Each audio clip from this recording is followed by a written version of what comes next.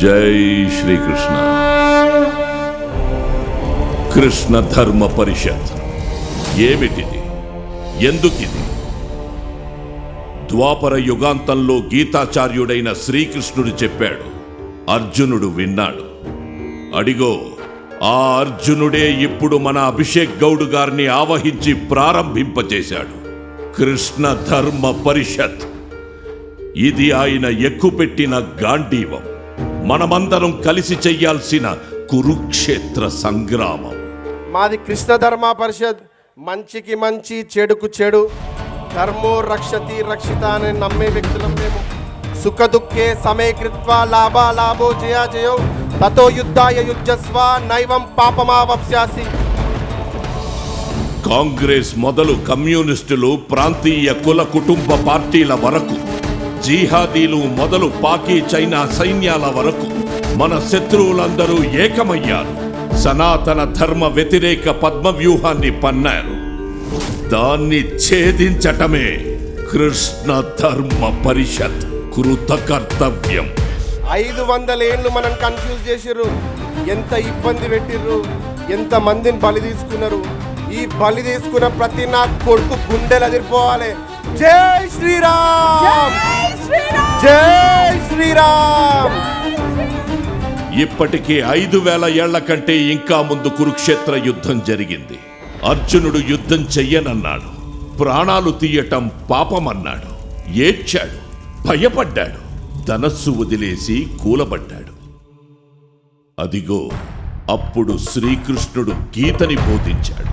అది విన్న అర్జునుడు ఏం చేశాడు? భీకరంగా యుద్ధం చేశాడు. అందుకే ఇవాళ కూడా మనం మాట్లాడుకుంటున్నాం.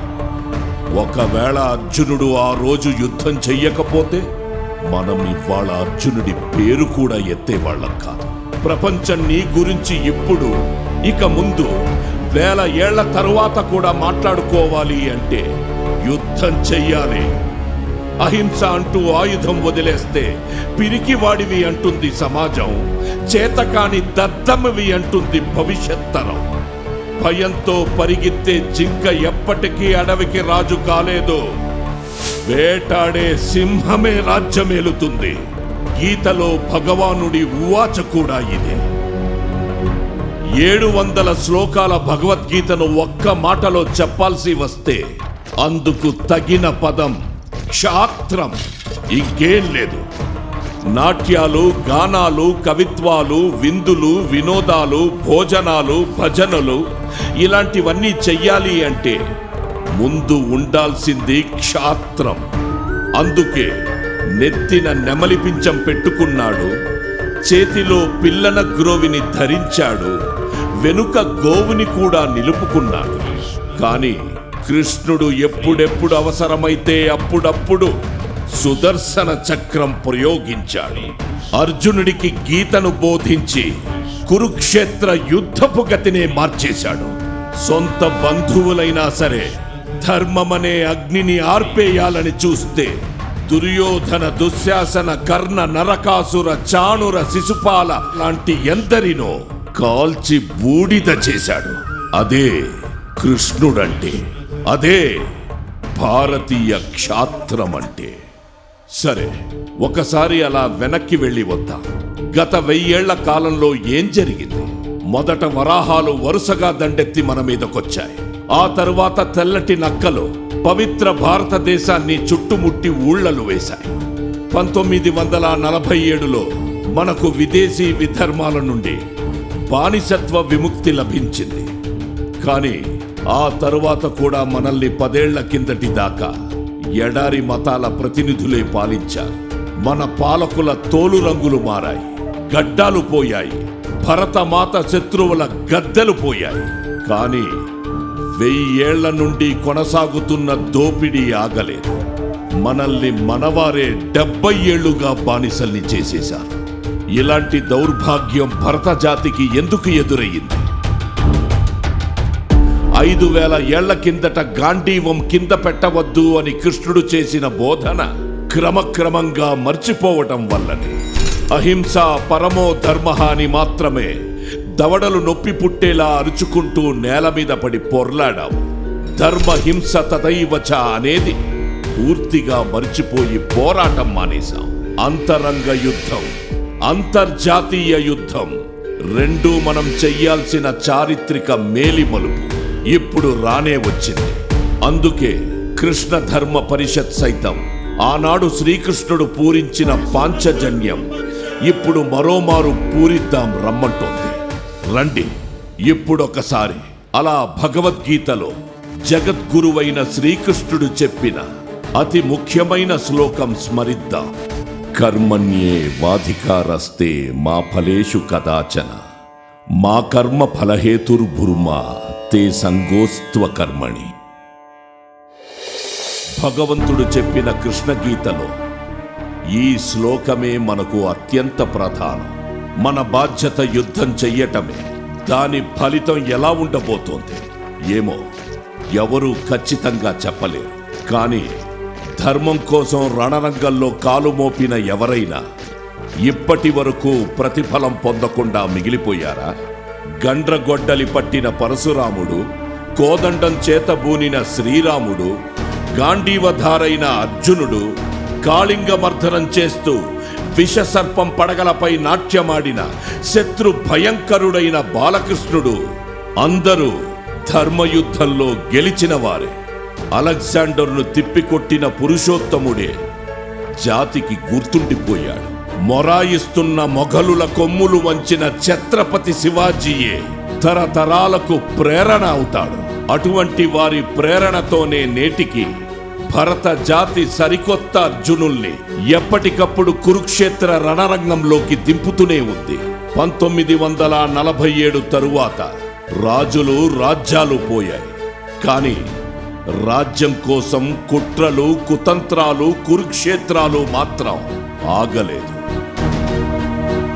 అందుకే కాలానికి తగినట్టుగా కృష్ణ బోధ కూడా కొత్త రూపం దాల్చింది. స్వాతంత్రానికి పూర్వం పృథ్వీరాజ్ చవాన్ మొదలు ఝాన్సీ లక్ష్మీబాయి దాకా, భగత్ సింగ్ మొదలు సుభాష్ చంద్రబోస్ దాకా భరతమాతకు రక్త తర్పణం చేసిన నిజమైన కర్మయోగ మహావీరులు ఎందరెందరో. వారిలో ఇప్పుడు మనం ముగ్గురి గురించి తప్పక మాట్లాడుకోవాలి. కర్మణ్యే వాధికారస్తే అంటూ ఊరికే శ్లోకం వల్లెవేయటం కాకుండా ఆ కృష్ణ బోధను తమ జీవితాల ద్వారా జాతి అనుభవంలోకి తెచ్చారు. శ్రీకృష్ణుని భగవద్గీతకు మొదటి తార్కాణం అటల్ బిహారీ వాజ్పేయి హిందూ ద్వేషమనే జడివానతో మన దేశ రాజధాని ఢిల్లీ దశాబ్దాల పాటు కొట్టుకుపోతుంటే నిర్భయంగా ధర్మఛత్రాన్ని ధరించి నిలిచిన ధీరుడు, ఒక పార్టీ ఒక కుటుంబానికే సొత్తుగా మారిన భారత ప్రధాని పీఠాన్ని 3 సార్లు ముట్టడించాడు. అణుబాంబుని సైతం పరీక్షించి దేశ పరిరక్షణ కోసం ఎంతవరకైనా సిద్ధమని పోఖ్రాన్ దద్దరిల్లేలా ప్రకటించారు. భారత జాతి సత్తా చాటారు. తన పేరులోనే కృష్ణుడిని ప్రతిష్ఠించుకున్న మన ఆధునిక భారత రథసారథి లాల్ కృష్ణ అద్వానీ వాజ్పేయి క్షేత్రాన్ని పరిపాలిస్తే అద్వానీ క్షేత్రాన్ని కణకణ మండించారు. 1992 డిసెంబర్ 6న కూలింది ఒకానొక కట్టడం కాదు, 100 ఏళ్ల భరతమాత గుండెలపై తిష్టవేసిన పాపిష్టి జ్ఞాపకం. అద్వానీ రథయాత్ర చక్రాల చప్పుళ్లతో నిద్రిస్తున్న హైందవ జాతికి మెలకువ వచ్చింది, ఒళ్ళు విరిచింది.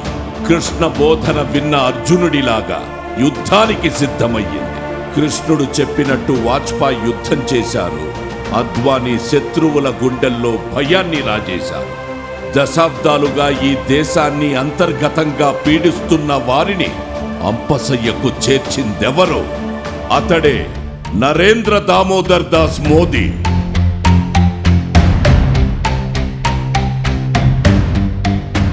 2014లో ఆయన చేసింది ప్రమాణం కాదు, శపథం.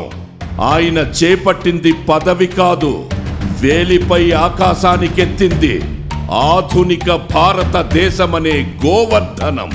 ప్రపంచపు 5వ అతిపెద్ద ఆర్థిక శక్తిగా ప్రస్తుతం భరతమాత విజయ విలాసం చేస్తోంది. అంతకంటే ముఖ్యంగా అయోధ్య బాలరాముడు మన నమోచేత నమస్సులు స్వీకరించి ప్రాణ ప్రతిష్ఠ చేయించుకున్నాడు. నరేంద్ర మోడీ గారు, బీజేపీ పార్టీ పెద్దలు కాంగ్రెస్ పార్టీ వాళ్ళకి ఇన్విటేషన్ కార్డు ఇచ్చిర్రా లేదా? కోపం వస్తలేదా వాళ్ళు రిజెక్ట్ చేస్తే? వాళ్ళు రాలేరు కదా రాముల వారి గుడికి, వచ్చిర్రా రామని చెప్పేసిర్రు కదా. ఎంత ధైర్యం రా మీకు? మా రాముల వారు నడిచిన నేల మీద నడుచుకుంటా, మా ఉప్పు తినుకుంటా, మా తిండి తినుకుంటా ఎట్లా రారా మీరు? మళ్ళీ గీతలో భగవంతుడు చెప్పిన క్షాత్రం వద్దకే తిరిగి వద్దాం. మన మోదీ గీతని అక్షరం అర్థం చేసుకున్న కర్మయోగి. అందుకే గీతని గ్రహించిన ఆయన గీత దాటమని సైన్యానికి ఆజ్ఞనిచ్చాడు. దాని ఫలితమే కౌరవ సంతానం లాంటి పాకి జిహాదీ ఉగ్రవాదుల గుండెల్లో పేలిన అనేకానేక బాంబులు. 5000 ఏళ్ల క్రితం కృష్ణుడు చెప్పింది మధ్యలో మన చేత మరపించబడింది. మోదీ మరోమారు మారుమోగేలా చేసింది ఆ సర్జికల్ స్ట్రైక్సే, ఆ బాలాకోటు బాంబు దాడులే, ఆ అనాది సనాతన అజేయమైన క్షాత్రమే. శత్రుదేశంపై దాడి చెయ్యడమే చేతకాని మన 70 ఏళ్ల సదరు భారతీయ పాలకులకి మోదీకి మధ్య ఒక ప్రధానమైన తేడా ఉంది. అది ఇక్కడుంటున్న మనకి కాదు, పాకిస్తాన్లో ఉన్న ఇమ్రాన్ ఖాన్ కూడా తెలుసు. అభినందన్ అనే ఒకే ఒక్క వీర సైనికుడి కోసం మోదీ అత్యాధునిక మిసైల్స్ ఎక్కువ పెట్టించాడు. గతంలో మన సైనికుల తలలు నరికిన పాకిస్తాన్కే నుదుటన చెమటలు పట్టించాడు, పైనుండి కింద దాకా వణికించాడు. మోదీ ఫోన్ ఎత్తకుండా పాటించిన ఆనాటి మౌనం పక్క దేశం గుండెల్లో 100 బాంబులు ఒకేసారి పేలిపోయేలా చేసింది. కృష్ణుడు గీతలో బోధించిన క్షాత్రం ఇదే. ధర్మం కోసం క్షాత్రం, క్షాత్రమే ఏకైక ధర్మం. మేక్ ఇన్ ఇండియా అన్న, ఆత్మనిర్భర్ భారత్ అన్న, నమో లక్ష్యం భరతమాత భద్రతే. అందుకోసం సొంత నేలపైన భారతీయ శాస్త్రవేత్తలతో అగ్ని మిసైల్స్, బ్రహ్మోస్ క్షిపణులు, తేజస్ యుద్ధ విమానాలు సిద్ధం చేయిస్తాడు. విదేశాల నుండి రఫేల్స్ రప్పిస్తాడు. అమెరికా నుండి ఆయుధాలు కొనుగోలు చేస్తాడు. అదే సమయంలో అనేక ఇతర దేశాలకు మన అమ్ముల పొదిలోంచి అస్త్రాల్ని ఎగుమతి చేస్తూ యుద్ధానికి సిద్ధమని చైనా డ్రాగన్ కు చెప్పకనే చెబుతాడు. ఆయన ఓ చేత్తో రాజకీయం చెయ్యగలడు, రణరంగంలో విజయం సాధించగలడు కూడా.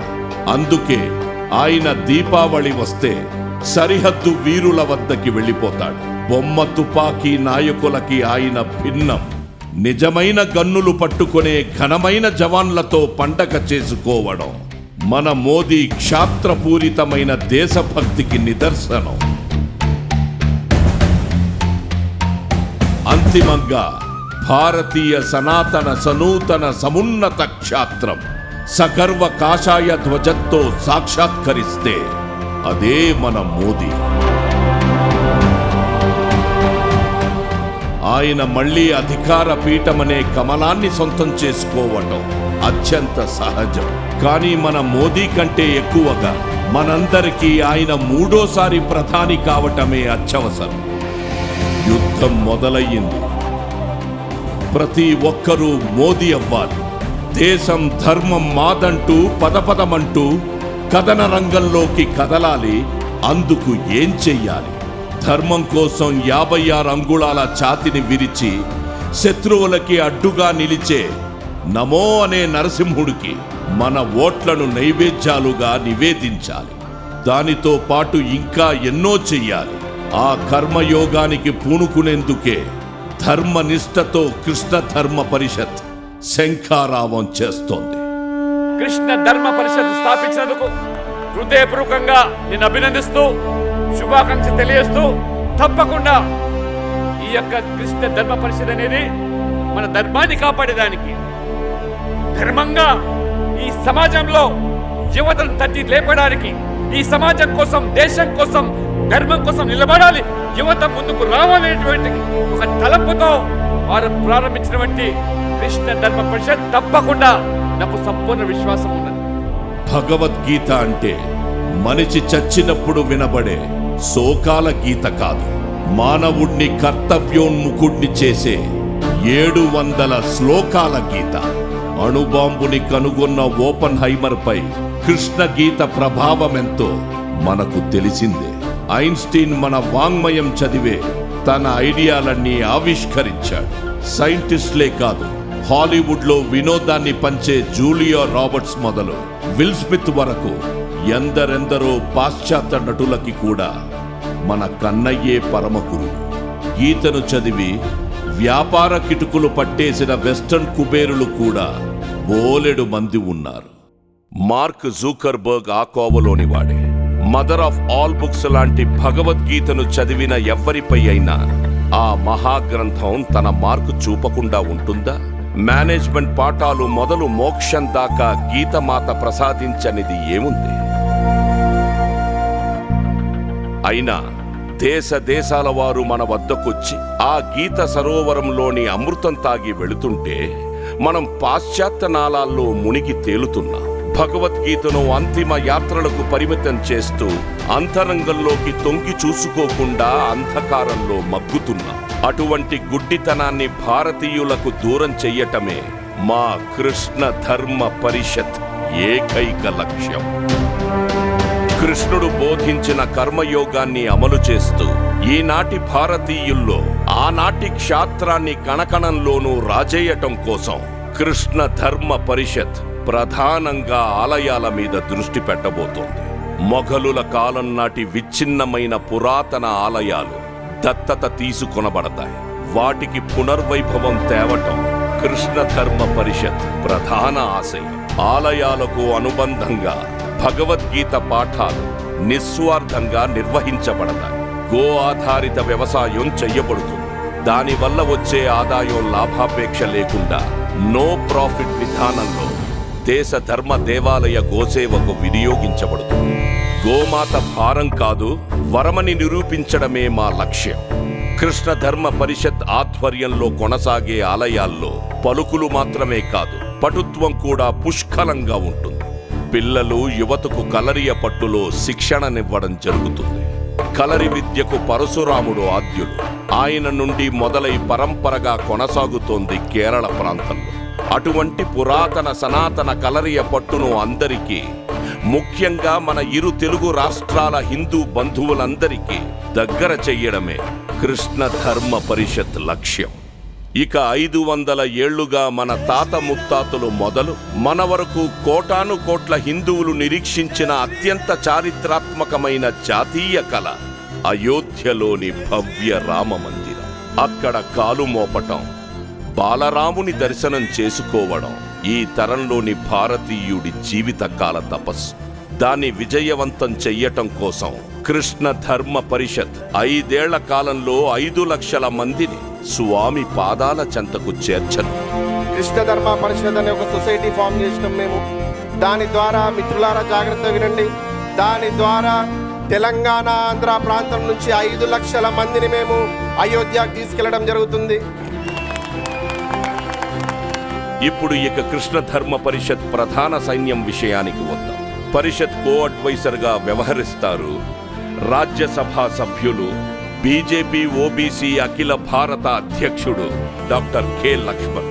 అపార అనుభవం, అసామాన్య జ్ఞానం కలిగిన ఆయన కలియుగ విదురుడై మనకు నీతిని రీతిని సలహాల రూపంలో సమయోచితంగా అందిస్తారు.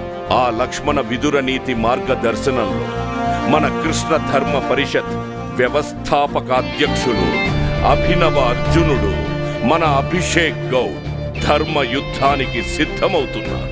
అలాగే అర్జునుడి అమ్ముల పొదిలో కొన్ని దివ్యమైన పాశుపతాస్త్రాలు రామ్ యాదవ్, అగ్రజ, శివారెడ్డి, అశోక్ పేర్లతో సంసిద్ధంగా ఉన్నాయి. కృష్ణ ధర్మ పరిషత్ ప్రధాన కార్యదర్శి అయిన మన రామ్ యాదవ్ది భీమసేనుని పోలిన సాహసం, ఉపాధ్యక్షులు అగ్రజులది ధర్మరాజు వంటి ధార్మిక వ్యక్తిత్వం, కార్యదర్శులు శివారెడ్డి, అశోకులు, నకుల సహదేవులు వంటి కార్యసాధకులు. దేశమనే క్షేత్రం, ధర్మమనే క్షాత్రం, ఈ 2 మన దీపస్తంభాలుగా సుదీర్ఘ సనాతన ప్రయాణానికి సిద్ధమయ్యింది. ఆ క్రమంలో పిరికితనాన్ని భారతీయుల్లోంచి పెరికి పారేయటమే లక్ష్యంగా పోరు కొనసాగించనుంది కృష్ణ ధర్మ పరిషత్. ఆ పోరు ఎవరి మీద? అల్-ఖైదా ఉగ్రవాది మొదలు అవసరం వస్తే ఎవరి మీదనైనా. ఆర్టికల్ 370 రద్దుని ఇప్పటికీ అంగీకరించని మన ఇంటి దొంగలు మొదలు అయోధ్య రామాలయాన్ని అడ్డుకునేందుకు కోర్టులో తమ లాయర్లని మోహరించిన దగుల్బాజీ పార్టీలు, వాటి నేతల దాకా ఎందరితోనైనా కాశ్మీరులో హిందువుల్ని వెళ్ళగొట్టి మగవారిని చంపి హిందూ స్త్రీలను అవమానించి నిలువున నరికిన నరరూప రాక్షసుల సంతతితోటి, వారి సానుభూతిపరులైన సంతతోటి కృష్ణ ధర్మ పరిషత్ కురుక్షేత్ర సంగ్రామం కొనసాగుతూనే ఉంటుంది. మన తక్షణ కర్తవ్యం గీతను తెలుసుకోవటం. మన క్షణ క్షణ సంకల్పం భయమనే అడ్డుగీతను దాటేస్తూ దాన్ని శాశ్వతంగా చెరిపేయటం. మన నిరంతర లక్ష్యం అంతరంగ శత్రువులు మొదలు అంతర్జాతీయ శత్రువుల దాకా ఎవరూ గీతని దాటే సాహసం చెయ్యకుండా భయాన్ని సృష్టించటం. శత్రువుల గుండెల్లోని ఆ భయాన్నే మన మనసుల్లోని క్షాత్రమంటాడు గీతాచార్యుడు. ఆ క్షాత్రమే కృష్ణ ధర్మ పరిషత్ ఏకైక ప్రతిజ్ఞ. ఇక్కడున్న ప్రతి ఒక్క వ్యక్తి లోపల ఏ విధంగానైతే కౌరవుల మీద లక్షల బాణాల వాన గురిపించి క్షత్రియ పరాక్రమం అంటే రుచి చూపించిన ఆ క్షత్రియుణ్ణి, ఆ అర్జునుణ్ణి తట్టి లేపుతా అని చెప్పి ఈ సందర్భంగా చెప్తున్నా. హిందూ, ముస్లిం, సిక్కి, సాయి భాయ్ భాయ్ లాగా బతుకుదాం, కలిసి బతుకుదాం, బంగారం లాగా బతుకుదాం. ఎట్టి పరిస్థితులలో మనం కొట్లాడుకోవద్దు. ఇది రామరాజ్యం, బంగారు భవిష్యత్తు ఉంటుంది మనకి, అంత మంచి జరుగుతుందని ఈ సందర్భంగా చెప్తున్నాను. జై హింద్, జై శ్రీరామ్, జై శ్రీకృష్ణ. भारत माता की